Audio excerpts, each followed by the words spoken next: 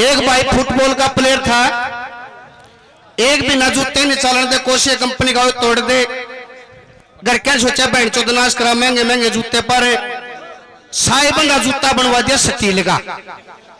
है मेरा बेटा तड़के मुंह देखे, बाल उसमें भाव है। कॉलेज में गया, कोई छोरी फ्रैक पर करी, अरे एक छोरी के टांग तले टेक के जूता लखा के जूते का उत्तरी बेबे के लाल रंग का कच्चा पा रही है भाई। नवली छोरी चौधरी कुकर बेरा पटिया।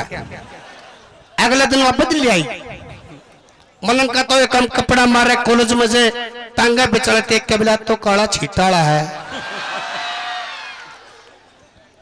तीसरे दिन बेचारी फिर चेंज कर आई, आंधे टांगा भी तबले हो रम पड़े आसमानी रंग से।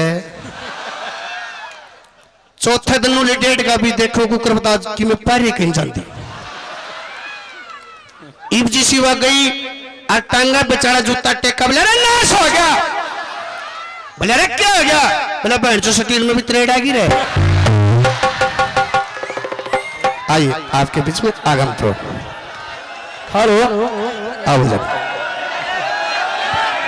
हेलो और क्या दे रहे सवाद बैठे गए इनका सोच ना करो। तारा भाई दिन सुबह लगा रहे हैं, इतने थोड़ी थोड़ी इनकी भी ले लिया। आओ एक उपरांत लेकर आगे जो भी जैसे भाई जाए